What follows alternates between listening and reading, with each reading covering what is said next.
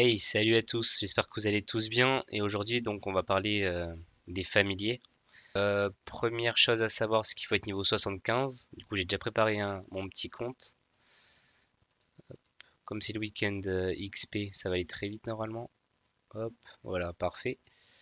Donc après deuxième chose, c'est qu'il faut aller dans les quêtes, donc au hasard, et trouver donc le fameux nid. On a de la chance, on fait les deux en même temps. Impeccable. Hop, du coup ouvrir. On débloque donc le succès. Il y a donc 5 éléments. Il y a donc l'ombre, lumière, terre, feu et eau. Donc en tout, il y en aura 14 classiques, 4 rares, ainsi que 2 épiques. Donc en gros, si on regarde sur un plus gros compte, ça donnera ça. Du coup, les 14, ça fait jusque là. Du coup, c'est là, tous ceux-là, ils sont, on va dire, super simples à avoir.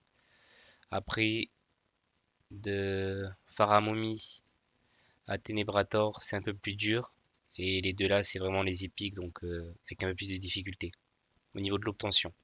Donc à savoir, quand on débloque un familier, on gagne à chaque fois 1% donc dans l'élément. À savoir que l'ombre, donc c'est la vie, lumière c'est l'habileté, terre c'est la force, feu donc c'est la chance, et l'eau c'est la force. Donc débloquer les fameux familiers, faut les trouver dans les habitats. Par exemple, trouvable de jour dans la steppe trébucheuse. Donc là, regardez, steppe trébucheuse, hop, on passe, j'ai directement eu le familier. Hop, du coup, hop, directement. À savoir aussi, à chaque fois que qu'on monte un familier, donc niveau 100, donc on aura plus 0,5% à chaque à la caractéristique. Par exemple, la ombre, c'est la vie. Niveau 150, ça sera 0,75 et niveau 200, ça sera donc 1% en plus. Du coup, si vous avez les 20 niveau 200 en tout, c'est quand même pas mal. Alors normalement, vous mieux favoriser les combats vers la fin de soirée quand on a fini nos quêtes. Au moins, on sait qu'on a gagné des fruits, parce que les fruits généralement on les gagne soit donc en quête, soit dans les donjons de guilde, soit dans les combats de pets.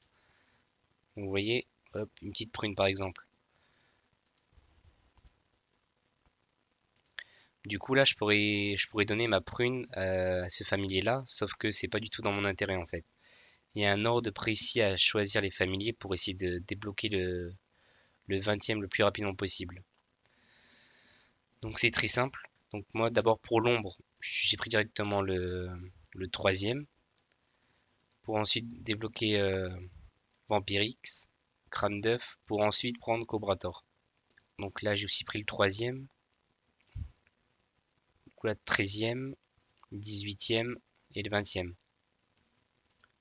Du coup là toujours troisième, 13e, 18e, 20e. Par contre pour le feu je change un petit peu. Je préfère choisir le deuxième, le 13e, le 16e ainsi que le 20e familier. Là toujours troisième. Alors le haut, ça dépend. Par exemple là c'est l'été. Je sais que vous pouvez prendre le 13e par exemple. Mais moi quand j'ai commencé le jeu, je suis tombé vers l'automne. Du coup j'avais pas le choix de prendre le 12e. Mais si vous êtes en été, vous pouvez foncer sur le 13e, ça passe. Après hop, vous tombez sur le 16e pour ensuite prendre le 20e. C'est vraiment cette stratégie-là à prendre. Après, bon, si vous avez une autre stratégie plus rapide, allez-y. Mais en tout cas, moi, c'est celle-ci que je prends, qui est tout aussi bien en tout cas. Ah, il y a des choses à savoir aussi. C'est que chaque familier a son point fort et son point faible. Donc par exemple, l'ombre, son point fort, ça sera l'eau. Et par contre, son point faible, ça sera la lumière. Par exemple, la lumière, du coup, ça sera son point faible, la terre, mais son point fort, l'ombre. La terre, son point fort sera la lumière, donc son point fort, le non, son point faible, le feu plutôt. Le feu, son point faible, l'eau, bon, ça c'est logique. Après, par contre, son point fort, du coup, la terre. L'eau, du coup, son point fort, le feu, et son point faible, l'ombre. Du coup, c'est dans cette issue-là qu'il faut partir, entre guillemets, pour savoir qui choisir dans les combats. En cas de victoire, ce que vous gagnez, donc, c'est de l'honneur. Donc, s'il y a de l'honneur, c'est qu'il y a forcément un classement. Donc, hop, vous voyez, j'ai mes 100 points encore. Je viens de débuter, du coup, ça va. Du coup, il y a l'honneur. On gagne ainsi un fruit, comme j'ai dit au début de la vidéo. Donc, un fruit. Mais par contre, si on perd, on a aussi un petit malus. C'est qu'on gagne pas le fruit et qu'on perd de l'honneur. Du coup, si on perd des fruits, on progresse moins vite. Et malheureusement, si on progresse moins vite, après, vers la fin on gagne moins de stats pour les pourcentages, comme je vous ai expliqué tout à l'heure. Du coup, ça baisse aussi nos points à nous. Donc ensuite, pour les familiers, c'est plutôt simple pour les combats. Par exemple, là, je vois qu'il y a terre. Donc, niveau total 4. Du coup, c'est vraiment le niveau total de tous ces familiers. Donc, moi, ça me ferait lumière 2, avec deux familiers comme lui. Mince. Hop. Donc, ça fait, soit il y a deux familiers, donc soit il y en a un niveau 1 et l'autre niveau 3, ou soit niveau 2, ou je sais pas combien il y a augmentés. Donc, ce qu'il faut faire dans ce cas-là, comme ils sont tous niveau 1 ou 2, vraiment lâcher le plus faible en fait. Du coup, directement mettre le feu, comme je vous expliquais tout à l'heure, c'était le feu qui était le point faible du terre. Du coup, hop, on sacrifie le terre. Alors pourquoi j'ai fait ça? C'est simple, parce que déjà on va baisser dans le panthéon des familiers. Et si on baisse dans le panthéon, on tombe sur des adversaires plus faibles.